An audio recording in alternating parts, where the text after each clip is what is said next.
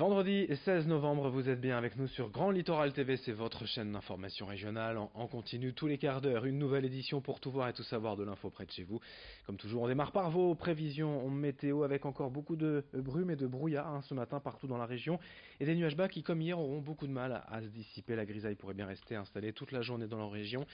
Peut-être quelques rares éclaircies, on a du mal à y croire quand même pour cet après-midi. Et les températures en baisse avec 10 degrés prévus sur le littoral à Dunkerque, Calais, Boulogne et Haut-Touquet, 9 degrés prévus à Saint-Omer et la baisse des températures va s'intensifier encore durant le week-end et surtout en début de semaine prochaine où on atteindra à 0 degrés, même pour les maximales l'après-midi, mais ça on en reparlera juste après ce journal, les prévisions météo complètes et dans notre prochaine édition. On démarre forcément ce journal avec la une de l'actualité et la mobilisation des fameux gilets jaunes demain partout en France, avec près de 1500 rassemblements annoncés, une petite centaine prévue dans la région. Difficile quand même de savoir à l'avance combien de personnes vont se mobiliser, quelles seront précisément les restrictions de circulation, puisque très peu d'actions ont été déclarées en préfecture. Il y a des carrefours routiers stratégiques, des ronds-points qui pourraient être bloqués, des centres commerciaux aussi, des stations essence. Les points de rassemblement sont assez divers. Il semble toutefois, selon certains sondages, que la majorité des Français semble soutenir l'action des Gilets jaunes. Et vous, qu'en pensez-vous? Nous sommes allés vous poser la question et on écoute d'abord celles et ceux plutôt pour la manifestation et les blocages. Pour, parce que il faut manifester son mécontentement, on est sans arrêt en train de payer, donc à un moment donné, on profite plus. Oui, je peux me mettre à leur place, il n'y a pas de problème. Il faut quand même qu'ils laissent un peu vivre les gens, quoi, et c'est pas évident pour certaines personnes qui ne se déplacent que le week-end, qui sont au travail toute la semaine, c'est pas forcément évident, quoi. Je pense que c'est pas une mauvaise idée, parce que si on veut que ça change, faut bouger, quoi. Je suis pour le blocage, de toute façon on est toujours augmenté au niveau de l'essence et il faut quand même que les gens se manifestent pour expliquer leur mécontentement et puis c'est comme ça qu'on changera les choses, c'est en se réunissant tous pour pouvoir changer, pour pouvoir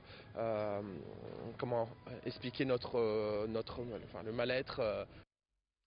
Et je vous propose également d'écouter l'autre camp, si on peut dire, quelques personnes plutôt contre ces actions de blocage. C'est pas pour 5 centimes de moins du gasoil que ça va changer les choses. En fait, ça a été récupéré par tous les gens qui sont contre le système. On mélange tout, les retraites, les bas salaires. C'est un micmac terrible et en fait, ça n'a plus rien à voir avec le gasoil, quoi. Plutôt indécis. Parce que, pourquoi ce sujet-là plus qu'un autre par rapport à toutes les nouvelles réformes? Difficile de se positionner, je ne sais pas si c'est la bonne méthode, si c'est la bonne façon de faire. Évident que ça impacte beaucoup de gens, l'augmentation des carburants, mais est-ce que c'est une solution de bloquer les routes? Et voilà, en l'occurrence, moi je travaille samedi, donc ça risque d'être compliqué pour la journée. Je paie mon essence et c'est tout, ça s'arrête là, donc j'ai pas le choix. Donc il faut que je roule et puis le fait de bloquer, ça me gêne un peu. Il y a des commerçants qu'il faut qu'ils vivent derrière et j'ai l'impression qu'on va les bloquer complètement eux aussi. Et il y a des salaires à payer tous les mois, donc je peux comprendre la démarche et je suis pour la démarche, mais je trouve que cette façon de faire est peut-être pas la bonne. Donc il y a peut-être des moyens différents pour éviter de bloquer tout le monde. Et l'essentiel des rassemblements et plans de blocage prévus demain donc dans la région à retrouver sur notre site internet et sur notre page Facebook. Toute autre actualité dans la région, hier à Dunkerque avait lieu le 2e comité interministériel de la mer en présence du Premier ministre et de nombreux autres membres du gouvernement. 7 ministres et 2 secrétaires d'État avaient fait le déplacement pour évoquer de nombreux sujets d'ordre maritime, notamment la pêche électrique, la submersion marine et surtout l'éolien offshore. Plusieurs projets ont été validés hier, notamment ce vaste champ éolien de 70 km² au large de Dunkerque d'ici les prochaines années. L'appel d'offres a été lancé, 9 candidats se sont déjà fait connaître. Durant la visite, les tensions du Brexit et les aménagements prévus pour les ports du littoral, celui de Dunkerque notamment, ont été évoqués. On écoute le Premier ministre Édouard Philippe hier au micro de Morgane Rélan avec Louis Caillé.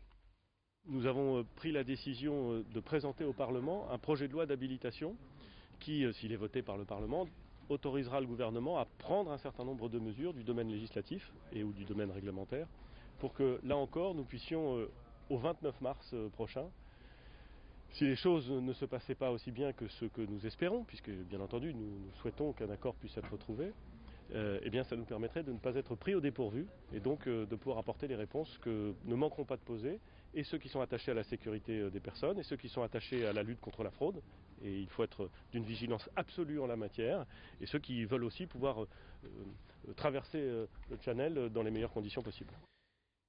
Rapidement, une information fait divers à vous donner. Un important feu d'appartement cette nuit à Calais, dans le quartier de Beaumarais, vers 22h. Le feu s'est déclaré dans un appartement du 3e étage d'un immeuble de la rue Yuri Gagarin à Calais. 20 à 25 personnes ont dû être évacuées d'urgence par les pompiers. Dans ce journal également, alors que l'Assemblée nationale examine en ce moment même le projet de réforme de la justice, les avocats de la région étaient mobilisés hier et tous les tribunaux, ou presque, étaient concernés. Une journée morte comme en mars dernier avec le report systématique des audiences à Saint-Omer.